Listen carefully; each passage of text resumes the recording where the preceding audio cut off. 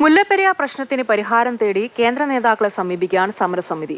ഇരു സംസ്ഥാനങ്ങൾക്കിടയിൽ മധ്യസ്ഥനാകാൻ രാഹുൽ ഗാന്ധിയെ ക്ഷണിക്കും. വിഷയത്തിന്റെ ഗൗരവം പ്രധാനമന്ത്രിയെ ധരിപ്പിക്കാൻ സുരേഷ് ഗോപിയെ സമീപിക്കാനും സമരസമിതിയുടെ നീക്കം.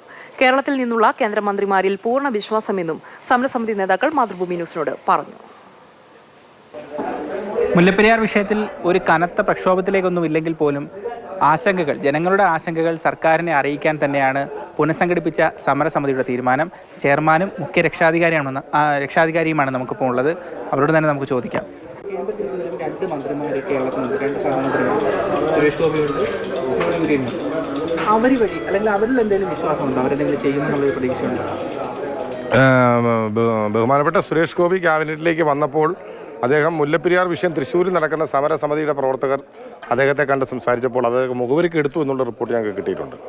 ഇപ്പോഴും ഞാൻ ആവർത്തിക്കുന്നു വീണ്ടും, ഇപ്പോൾ നമുക്ക് മുന്നിലുള്ള ഈ ഒരു സാഹചര്യം ഇവരെയൊക്കെ സംയോജിപ്പിക്കുവാൻ കിട്ടുന്ന ഒരു പ്രയോജനകരമായ ഒരു സാഹചര്യമാണെന്ന് വിശ്വസിക്കുന്നത്. കേന്ദ്ര സർക്കാർ അവർ വേണ്ടുന്ന ഒരു പ്രാധാന്യത്തോടെ മധ്യസ്ഥതയ്ക്ക് നിൽക്കാത്ത ഒരു സാഹചര്യം നിലവിലുണ്ട്. 2022 കേന്ദ്ര ഗവൺമെൻറ് പാർലമെൻറ്റിൽ ഒരു നിയമം പാസ്സാക്കി, ഡാം സേഫ്റ്റി ആക്ട്.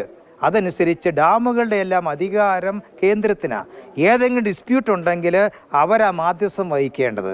ആ തത്വം മനസ്സിലാക്കിയാണ് നമ്മൾ കേന്ദ്രമന്ത്രിമാർക്ക് നമ്മൾ മെമ്മോറാണ്ടം കൊടുക്കുന്നു. അതിനുശേഷം അവരോട് ആലോചിച്ചിട്ട് വേണമെങ്കിൽ പ്രധാനമന്ത്രിയെ പോയി നേരിട്ട് കാണുവാനോ തീർച്ചയായിട്ടും അവരെ കൊണ്ട് മാക്സിമം ഇതിൽ മാധ്യസ്ഥം വഹിപ്പിക്കുവാൻ നമ്മൾ മാക്സിമം ശ്രമിക്കും. അതാ ഞങ്ങളുടെ ഇപ്പോഴത്തെ ഈ ഒരു തീരുമാനം. തമിഴ്നാടും കേരളവും ഭരിക്കുന്നത് ഇന്ത്യ മുന്നണിയിൽ ഉൾപ്പെട്ട രാഷ്ട്രീയ കക്ഷികളാണ്. ഇപ്പോൾ ഇന്ത്യ മുന്നണിയുടെ നേതൃസ്ഥാനം വഹിക്കുന്ന രാഹുൽ ഗാന്ധിക്ക് എന്തുകൊണ്ട് ഈ ഇരു സംസ്ഥാനങ്ങൾക്ക് ഇടയിൽ ഒരു മധ്യസ്ഥത വഹിച്ചുകൂടാന്നൊരു ചോദ്യം പൊതുസമൂഹം ഉന്നയിക്കുന്നുണ്ട്. ഇന്ത്യ മുന്നണിയുടെ ആ കക്ഷിയിലുള്ളത് കോൺഗ്രസ് നേതൃത്വം കൊടുക്കുന്ന കക്ഷികളാണ്. അതിൽ ഈ DMKയും കേരളം ഭരിക്കുന്ന CPM അടക്കമുള്ള പാർട്ടികളുള്ളത് കൊണ്ട് അതിന് പറ്റുന്നൊരു സാഹചര്യം ഉരുത്തിരിയുമെന്നുള്ളൊരു വിശ്വാസം, ആ ഒരു വിശ്വാസത്തിലാണ് ഞങ്ങൾ പറഞ്ഞത്. ഞങ്ങൾ ഒരു സമ്മർദ്ദ ശക്തിയായി ഗവൺമെൻറ്റിന് മറന്നുപോയ കാര്യങ്ങളുണ്ടെങ്കിൽ അവരെ ബോധിപ്പിക്കുക എന്നുള്ള ഒരു സാഹചര്യമാണ് ഞങ്ങളിപ്പോൾ മുന്നോട്ട്. സമരസമിതിയുടെ കണ്ണിലൂടെ നോക്കുമ്പോൾ നരേന്ദ്രമോദി അപ്രോച്ച് ചെയ്യുന്നതാണോ രാഹുൽ ഗാന്ധി അപ്രോച്ച് ചെയ്യുന്നതാണോ കൂടുതൽ ഒരു സാധ്യത കാണുന്നത്?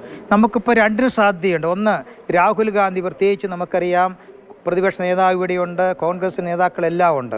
അതുവഴി നമുക്ക് എളുപ്പമാണ്. അതുപോലെ ഇപ്പോൾ 2 കേന്ദ്രമന്ത്രിമാർ, പണ്ട് നമുക്ക് ബുദ്ധിമുട്ടായിരുന്നു. 2 കേന്ദ്രമന്ത്രിമാർ, അവരിലൂടെ നമുക്ക് പ്രധാനമന്ത്രിയെ നമുക്ക് കാണുവാനും എനിക്ക് തോന്നുന്നു ഇപ്പോൾ സാഹചര്യം നമുക്ക് ഏറ്റവും അനുകൂലമായിട്ട് വന്നിരിക്കുകയാണ്. തീർച്ചയായും മധ്യസ്ഥത നിൽക്കാൻ കഴിയുന്നത് രാഹുൽ ഗാന്ധിക്കും അതല്ലെങ്കിൽ BJP അല്ലെങ്കിൽ അവരുടെ കേന്ദ്ര സർക്കാരിനും നരേന്ദ്രമോദിക്കും ഒക്കെയാണ്. അപ്പോൾ ആ വഴി നീങ്ങുന്നതായിരിക്കും സമരസമിതി കുറച്ചുകൂടെ നല്ലതെന്നുള്ളത് കൊണ്ടാണ് ആ ഒരു ചോദ്യം ചോദിച്ചത്. അപ്പോൾ അവരെല്ലാം നമുക്ക് പൂർണ്ണ സപ്പോർട്ട്. അതുകൊണ്ട് തീർച്ചയായിട്ടും ഇക്കാര്യത്തിലൊക്കെ നമുക്ക് അനുകൂലമായൊരു സാഹചര്യമാണ് ഇപ്പോൾ ഉണ്ടായിരിക്കുന്നത്. ആ സാഹചര്യങ്ങളെല്ലാം ഞങ്ങൾ മുതലാക്കും. സാഹചര്യങ്ങളെല്ലാം അപ്പം ദേശീയ രാഷ്ട്രീയത്തിൽ ഉൾപ്പെടെ ഉരുത്തിരിഞ്ഞു വന്നിരിക്കുന്ന ഈ അനുകൂല സാഹചര്യം പരമാവധി വിനിയോഗിക്കാൻ തന്നെയാണ് സമരസമിതിയുടെ തീരുമാനം. ചപ്പാത്തിൽ നിന്നും നന്ദുഷ എസ്, മാതൃഭൂമി ന്യൂസ്, ഇടുക്കി.